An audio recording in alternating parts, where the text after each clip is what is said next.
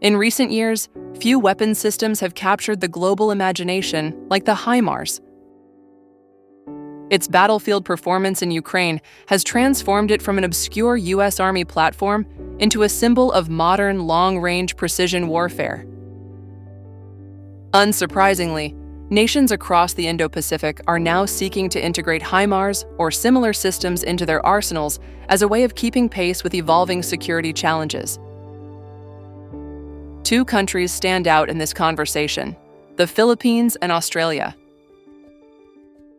Before we dive deeper, allow me to ask you, our viewers, to support this channel by subscribing, turning on notifications, and sharing your thoughts in the comments. Your engagement ensures we can continue bringing timely military analysis and insights to you.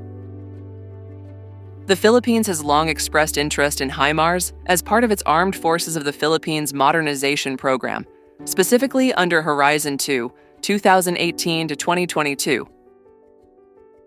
For Manila, HIMARS represents something revolutionary: the ability to hold targets at long range, projecting power well beyond its shores. With a range of 70 to 300 kilometers, or up to 500 kilometers with next-generation missiles like PRSM, HIMARS would give the Philippines an unprecedented deterrent tool in the face of China's growing assertiveness in the South China Sea. Yet reality has consistently slowed this ambition. The Philippines faces a familiar challenge: limited budgets stretched across too many modernization priorities. The Navy seeks corvettes and a future submarine program, the Air Force is focused on multi-role fighters, and the Army continues to demand upgrades to mechanization and artillery. HIMARS, while desirable, is expensive, both in the cost of launchers and especially in the price of missiles.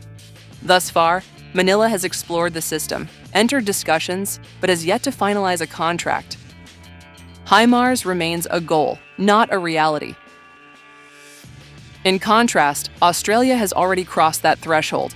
Canberra signed a deal in 2023 to acquire 42 HIMARS launchers as part of Land 81 Therine, with deliveries planned across the decade.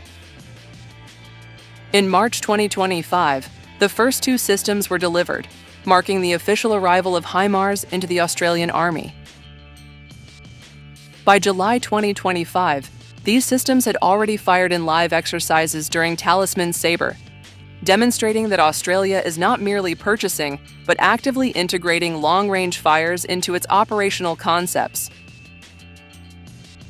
For Australia, HIMARS is not just another piece of kit.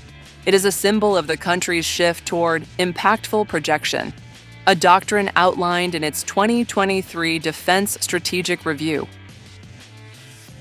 With tensions in the Indo-Pacific rising, Canberra recognizes the need to strike at long range, complicating adversary operations before they can threaten Australia's northern approaches. HIMARS, paired with future precision strike missiles like PRSM, will allow the Australian Army to project firepower across vast maritime spaces, reinforcing deterrence in ways previously impossible.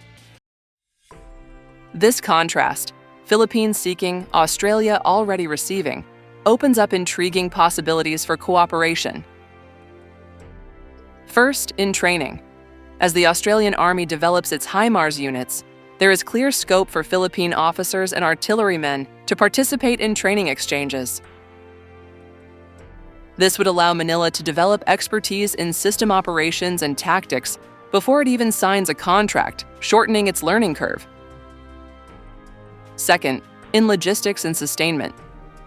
HIMARS is not just about launchers and missiles. It requires maintenance, spare parts, and a robust supply chain. The Philippines would struggle to establish an independent HIMARS ecosystem.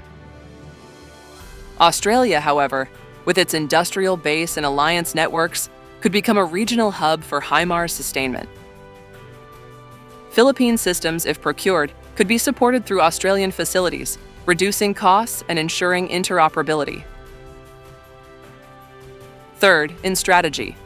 Imagine a scenario where the Philippines deploys HIMARS in Luzon and Palawan, covering the northern approaches of the South China Sea, while Australia fields its HIMARS in Darwin and Queensland, extending coverage southward. Together, they form a north-south arc of long-range fires across the Indo-Pacific. In conjunction with US WAR and Japanese assets, this would transform the deterrence landscape, creating overlapping zones of precision strike coverage that limit China's freedom of action. Yet, challenges remain. Manila's budgetary realities are the most obvious. Even with training and logistical support from Australia, the cost of procurement and sustainment may prove prohibitive. Political will is also a factor. Philippine administrations have often shifted defense priorities with changes in leadership. Australia, while ahead, is also not entirely free from constraints. Canberra remains dependent on US supply chains for advanced munitions like ATACMS and PRSM. Without guaranteed missile deliveries, its HIMARS may be limited in practical combat power. Despite these challenges, the strategic logic of cooperation is powerful. HIMARS could become not only a weapon, but a bridge, binding Australia and the Philippines closer together within the US-led security network. For Canberra, helping Manila acquire and integrate HIMARS would strengthen a critical frontline partner in Southeast Asia. For Manila, leveraging Australian training and logistics would ease the burden of modernization while delivering meaningful deterrence. This story also reflects a broader theme in the Indo-Pacific, the convergence of middle powers. Both Australia and the Philippines understand that they cannot stand alone in the face of China's assertiveness. By adopting common systems and sharing resources, they multiply their strength, send clear signals of unity, and reduce vulnerabilities. HIMARS, in this sense, is more than steel and rockets. It is a political statement of alignment. As the region moves toward an increasingly contested decade, the pace of military modernization will matter as much as its substance. Australia has taken the lead in HIMARS acquisition. The Philippines, if it can overcome financial and political hurdles, still has a chance to join this new era of long-range precision fires. Whether they can build a shared framework for training, sustainment, and strategy will determine if HIMARS becomes a true joint deterrent across the Indo-Pacific, or merely parallel stories of ambition and reality. For our community watching this channel, the question remains, do you see a joint Philippines-Australia HIMARS framework as realistic, or is it too ambitious given Manila's limitations? Share your thoughts below. And if you find value in this analysis, please support us by subscribing, liking, and enabling notifications. Your engagement strengthens our ability to bring critical defense insights to audiences across the Philippines, Australia, and beyond.